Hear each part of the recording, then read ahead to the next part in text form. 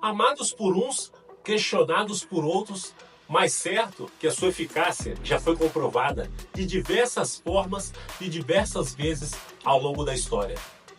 Hoje você vai conhecer, se aprofundar e entender um pouco mais sobre a história do EAA, simplesmente hormônios, esteroides anabólicos androgênicos, ou simplesmente hormônios, esteroides, bombas, as paradinhas. Então fica ligado aí, eu sou Carlos Amaro, eu sou personal trainer, consultor e preparador físico. E quer saber de uma coisa? Vamos embora treinar, vem! Os hormônios esteroides anabólicos andrógenos, eles são conhecidos pela sigla EAA. Eles são hormônios, pois eles são produzidos pelas glândulas endócrinas. Eles são esteroides, pois eles têm um núcleo esteroidal, um núcleo que é solúvel em gordura e que possui 17 átomos de carbono. Eles são anabólicos, pois eles promovem o anabolismo, ou simplesmente o crescimento celular. Eles são androgênicos, ou andrógenos, por promover as características secundárias masculinas, como barba, voz, crescimento de pelos pubianos, de pelos nas axilas e por aí vai. Vem cá, vem cá. Só esse conhecimento já valeu uma curtida aí no canal, hein? Segue e curte o canal para você não perder mais conhecimentos como esse, valeu? E você já parou para pensar como surgiu, onde começou isso tudo? Como que esses hormônios foram descobertos? Mas você precisa saber que não é de hoje que o ser humano busca alguma melhoria física ou estética, alguma compensação para atingir aquilo que ele chama de ideal, de perfeito.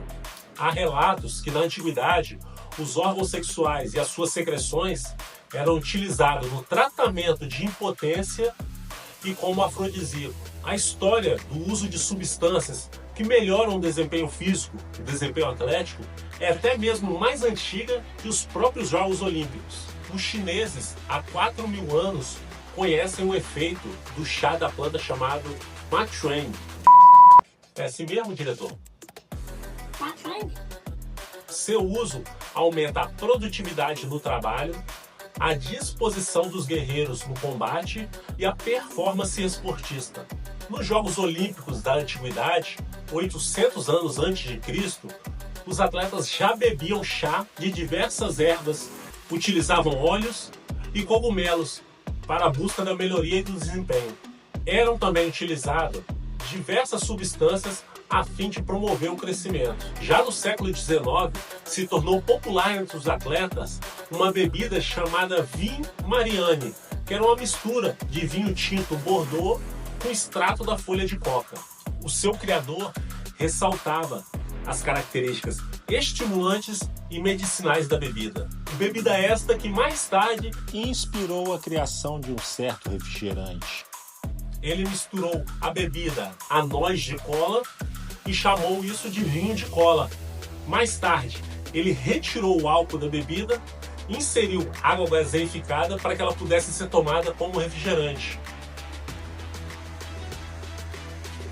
Nascia então a Coca-Cola. Uau! Como não é papo para o assunto de hoje, fica para um próximo vídeo.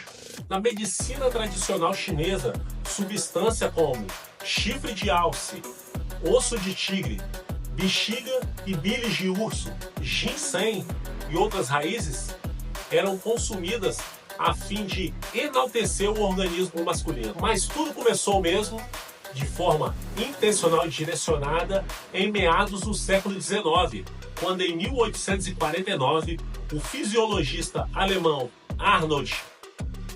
Não é esse Arnold aí não, editor, não é esse Arnold aí não, é outro Arnold, esse nem é fisiologista.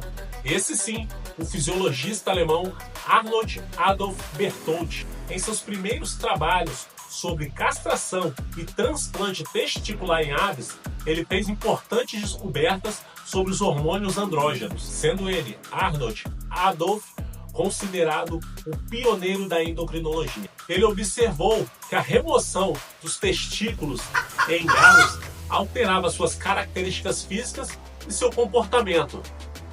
Pô, também quem não vai sentir, né? Mas a sua pesquisa sobre a ação da molécula testosterona só vai ganhar mesmo força em 1889, quando Charles-Édouard Secor, é isso mesmo, diretor? Isola a testosterona de testículo de animais. Ele auto-injetou o que ele veio a chamar de elixir rejuvenescedor, que eram administrações subcutâneas do extrato de derivados dos testículos de cães e porcos da Índia. Teria sido ele o primeiro ciclo da humanidade? Isso eu não sei, mas o que eu sei e o que ele relatou em seus trabalhos foi o aumento da sua energia intelectual e da sua força física. Realmente, foi o primeiro ciclo da humanidade. Foi o primeiro ciclo da humanidade. Já em 1927 a 1924, dois cientistas de universidades diferentes, Frederick Conrad e Ernest Lacroix, eles testaram a testosterona de testículos bovinos administrada a outros animais. E eles descobriram que quando administrado em galos, porcos e ratos castrados, eles o remasculinizavam. Porém, a quantidade era insuficiente para testes humanos. O isolamento de hormônios de tecidos animais em quantidade suficiente para que pudessem ser feitos testes em humanos era inviável.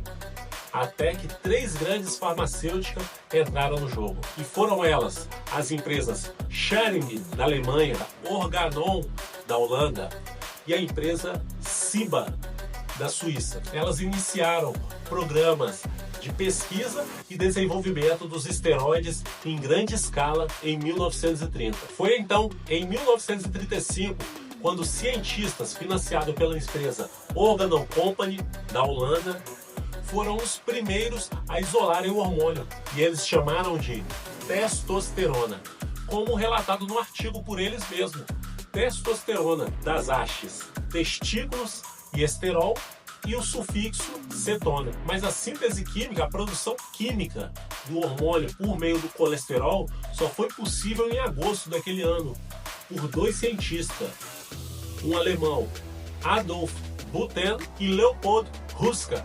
Esse último era financiado pela Ciba, lembra a empresa lá da Suíça? E esse foi um marco para o desenvolvimento dos esteroides anabolizantes, visto que agora eles poderiam ser sintetizados. Isso fez com que os dois ganhassem o Prêmio Nobel de Química em 1989. Isso de fato identificou a testosterona e tornou óbvio que poderiam ser feitas modificações, já que agora ela poderia ser sintetizada, fabricada, não precisaria mais ser retirada do organismo animal. Alguns estudos demonstraram que a testosterona aumentava o nível de nitrogênio em cães. Outros estudos demonstraram os efeitos anabolizantes e andrógenos da testosterona em homens eunucos, meninos e mulheres. O período do início da década de 30 até a década de 1950 ficou conhecido como a Era de Ouro da Química dos Esteroides. Os trabalhos nessa época avançaram rapidamente.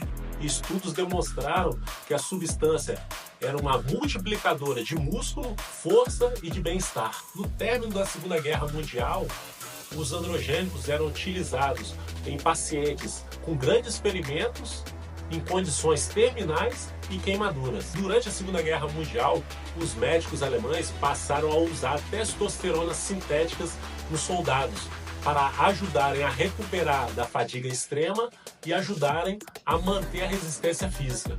Após a guerra, os esteroides passaram a ser aplicados para o tratamento de diversas condições médicas, como a necessidade de recuperação dos presos desnutridos, a perda da massa muscular, a osteoporose e a recuperação de cirurgia severa. Com isso, aperfeiçoou-se o uso dos hormônios anabólicos. Porém, somente em 1950 eles terão maior aceitação para uso médico. Em 1945, houve a popularidade no meio atlético de um livro chamado The Male Hormone, Hormônio Masculino, de Paul e Decroix. No final da década de 40, início da década de 60, culturistas da costa oeste dos Estados Unidos começaram a utilizar preparados de testosterona. Porém, registro histórico, de fato, de uso de hormônios sexuais para melhoria no desempenho atlético só foi constatado mesmo em 1954, quando levantadores russos no Campeonato Mundial de Levantamento de Peso fizeram uso da substância. Em 1956, quando o laboratório Ciba criou a metandosterona, comercializada como Dianabol, os relatos da eficácia dessa droga difundiram-se no meio da comunidade de levantamento de peso. Em 1964, na Olimpíada de Tóquio, os hormônios anabólicos foram amplamente utilizados em diversas modalidades. Seja por motivos políticos, financeiros, o doping passou a ser utilizado cada vez mais de forma científica, precisa. Agora, o que vale é a vitória a qualquer preço. E esse preço foi cobrado de forma dolorosa nas Olimpíadas de 1960 e 1964, quando 2 atletas faleceram por uso excessivo de substâncias estimulantes e substâncias anabólicas. Durante a competição de Mr. América de 1972, John Grimek estimou que 99% dos atletas estreantes faziam ou fazem uso de substâncias anabólicas. O controle para dopagem e detecção dos esteroides anabólicos só começou de fato em 1967, quando o Comitê Olímpico Internacional criou uma comissão para controlar, classificar e proibir a utilização de substância, assim como as suas devidas punições. Foi colocado também a obrigatoriedade de testes antidopings, que se iniciou nos Jogos Olímpicos de 1968. Com a coleta de urina. Mais tarde, as substâncias foram divididas em 4 categorias: narcóticos, agentes anabolizantes, agentes estimulantes e diuréticos. Vem cá, você gostaria que eu falasse dessas classificações dessas substâncias? Me conta, me diz aí nos comentários. E se você quer saber, tem muita gente que faz uso de substâncias que não são detectadas no controle de dopagem, mas é doping sim, tá? Fica ligado. Um dos casos mais conhecidos do uso de esteroides anabólicos é de Ben Johnson, canadense, corredor, medalhista de ouro nos 100 metros rasos na Olimpíadas de Seul em 1988. Foi detectado a presença de estanozolol em seu organismo, uma variação da testosterona. Nas Olimpíadas de 2000, em Sydney, a nandrolona foi a substância que ganhou destaque após a revelação de exames de diversos atletas importantes de diversas modalidades, até mesmo aquelas que não costumavam fazer uso da substância. Dentre ele, Linford Christie, medalhista de ouro nas Olimpíadas de Barcelona em 1992, foi detectado a presença da substância em seu exame. Esse fato gerou grande discussão em relação aos níveis aceitáveis da substância no organismo, já que traços dessas substâncias foram encontrados em suplementos consumidos pelos atletas. É por essas e outras que você só deve consumir suplementos que sejam autorizados pela Anvisa, para que você possa ter um mínimo de respaldo possível. Segundo o Comitê Olímpico Internacional, doping é a utilização de qualquer substância endógena ou exógenas em quantidades ou vias anormais a fim de promover a melhoria e o desempenho atléticos nas competições. É sabido que o esporte envolve muita coisa, além da vitória e do próprio esporte em si. Envolve muita política, status, dinheiro, fama, fazendo com que isso tudo seja muito desafiador os controles de dopagem. Hoje já se falam de terapias genéticas como forma de dopagem. É isso mesmo, onde buscam uma alteração do genoma como forma da melhoria do desempenho físico.